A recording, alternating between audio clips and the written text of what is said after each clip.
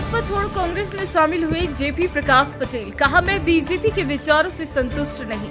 हजारीबाग से लड़ सकते हैं लोकसभा चुनाव। झारखंड के मांडू विधानसभा से 3 बार के भाजपा विधायक जयप्रकाश पटेल ने भाजपा का दामन छोड़कर कांग्रेस का हाथ थाम लिया है। वे बुधवार को दिल्ली स्थित कांग्रेस मुख्यालय में पार्टी में शामिल हुए। इस दौरान कांग्रेस के प्रदेश अध्यक्ष राजेश ठाकुर, कांग्रेस विधायक दल के नेता आलमगीर आलम, पवन खेड़ा मौजूद थे।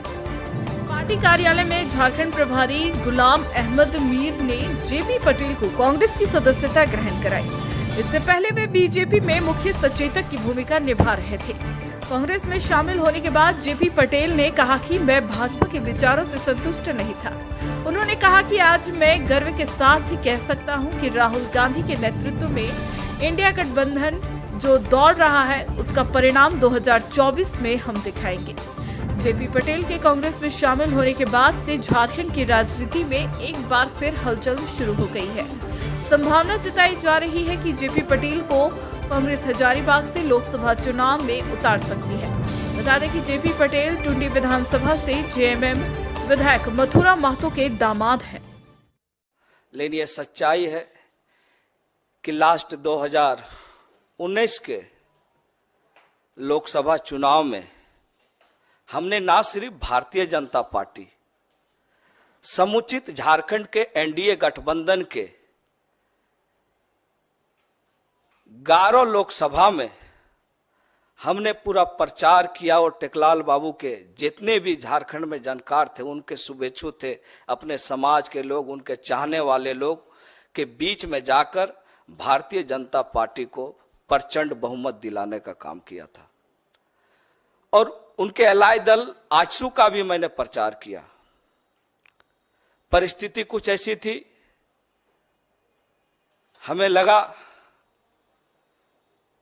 कि कुछ हमें झारखंड के लिए, लोगों के लिए, और हमारे पिता टेकलाल महतो जो झारखंड आंदोलन के एक अग्रणी योद्धा थे, आज झारखंड की राजनीतिक पृष्ठभूमि को खोजा जाए, राजनीतिक चर्चाएं अगर चलेंगे झारखंड अलग राज के आंदोलन को, तो स्वर्गीय विनोद बिहारी महतो, शिबू सोरेन के बाद तीसरे ये में टेकलाल महतो जी का नाम था।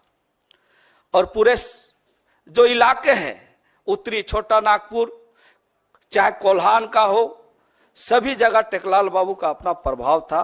और मुझे लगा कि टेकलाल बाबू के सपनों को, टेकलाल बाबू के जो सपने थे झारखंड को संवारने का, आगे बढ़ाने का, चूंकि अलग राज हमें मिल चुका था, तो मुझे लगा कि एनडीए गठबंधन में जाके झारखंड में कुछ हम लोग ऐसा करेंगे। लेकिन परिस्थिति ऐसा लगा, उस जब मैं भारतीय जनता पार्टी में शामिल हुआ तो हमारे जो पिता के जो सपने हैं, जो विचार है, मैं उस दल में नहीं पाया। और महागठबंधन का हमेशा मेरा पिताजी एक समर्थक रहे हैं। और आज मुझे ये कहते हुए बहुत गर्व हो रहा है कि आज पूरे देश में जो इंडिया गठबंधन राहुल जी के नेतृत्व में दौड़ रहा है, वो 2024 में इसका रिजल्ट हम सब दिखाएंगे। जिस तरह से उन्होंने पदयात्रा की, झारखंड में एक अलग लोगों में एक उनके प्रति रुझान बढ़ा है।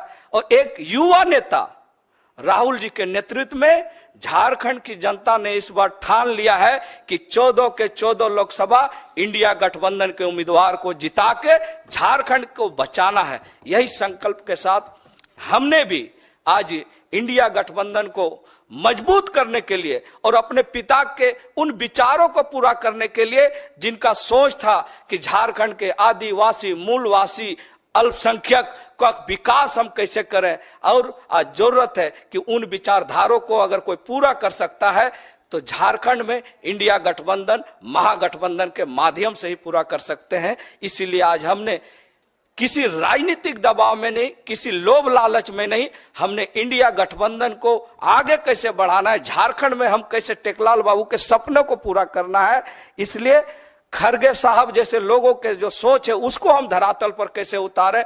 आदरणीय हमारे जो देश की, जो हमारी राष्ट्रीय अध्यक्षा जो रही है श्रीमती सोनिया गांधी जी, उनके सपनों को हम कैसे झारखंड बनाएंगे।